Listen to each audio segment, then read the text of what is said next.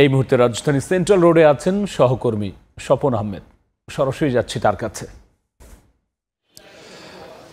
রাত ৯টার দিকে, ঠিক ৯টার কিছু আগপিছ হবে, এই সময়টিতে কিন্তু উপদেষ্টা সৈয়দা রিজওয়ানা হাসানের যে বাসাটি রয়েছে সেন্ট্রাল রোডে, সেখানে পরপর দুটি ককটেল বিস্ফোরণের ঘটনা ঘটানো হয় এবং মোটর সাইকেলে করে এসে বিস্ফোরণ ঘটানোর সাথে সাথে কিন্তু তারা যারা বিস্ফোরণ ঘটিয়েছে তারা কিন্তু এখান থেকে দ্রুত চলে যায় এবং তার পরপরই আসলে এখানে এই গলিতে আসলে বেশ কিছু ছেলেপেলে তারা বা বেশ কয়েকজন তারা ব্যাডমিন্টন খেলছিলেন। এই বিস্ফোরণের শব্দে কিন্তু তাৎক্ষণিকভাবে তারা দৌড়ে এখান থেকে সরে যায়।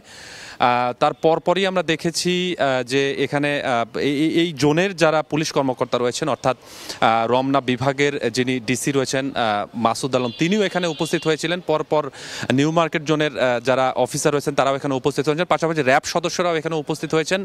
তো বলা যায় যে আমরা তাদের কাছ থেকে যেটি জানতে পারলাম যে একটি মোটরসাইকেলে দুজন ব্যক্তি যারা হেলমেট পরা ছিল এবং তারা ঠিক গলির মেইন সড়ক থেকেই গলিতে নিক্ষেপ করে এবং পরবর্তীতে এই একটি বাসার যে একটি টিন শেডের যে ছাদ রয়েছে সেখানে এসে নিক্ষেপ করে এবং সেখানে এই বিস্ফোরণের ঘটনাটি ঘটে। তবে এই ঘটনায় আহত কেউ না হলেও কিন্তু এই এলাকাটিতে আতঙ্ক ছড়িয়েছে, যেহেতু বলছিলাম যে তার পরপরই পুলিশ প্রশাসনের পক্ষ থেকে এখানে উপস্থিত এখনও রয়েছেন এবং তারা সম্ভাব্য তারা অনেক সময় পর্যন্ত এখানে উপস্থিত থাকবেন। আরেকটি বিষয় বলতে হয়, এই ঘটনার পরপরই বোম স্কোয়াড, অর্থাৎ যারা বম নিষ্ক্রিয় করে, তারাও কিন্তু এখানে উপস্থিত হয়েছিলেন। কেননা এই ঘটনায় যদি আরও ককটেল বিস্ফোরণ থেকে থাকে, সেগুলো হয়তো বিস্ফোরণ না ঘটে থাকে, এজন্য তারা আশেপাশে কিছু চেকও করেছেন যেন যদি কোনো অবিস্ফোরিত ককটেল থেকে থাকে তাহলে তারা এটাই উদ্ধার করবেন। তবে তারা খোঁজখবর নিয়ে দেখেছেন আসলে এখানে অবিস্ফোরিত যে ককটেল সেগুলো নেই, অতএব বোম স্কোয়াডের যারা ছিলেন তারা এখান থেকে চলে গেছেন।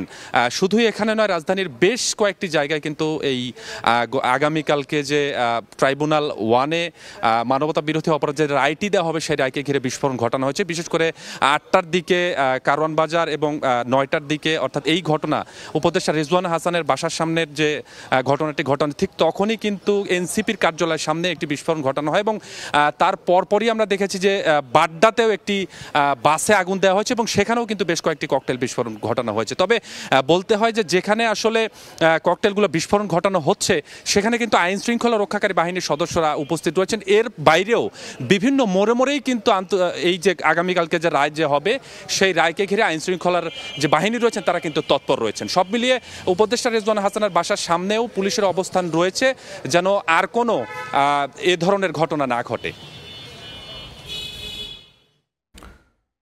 উপদেষ্টা সৈয়দা রিজওয়ানা হাসানের বাসার সামনে ককটেল বিস্ফোরণের সবশেষ নিয়ে আমরা সরাসরি ছিলাম সেখানে।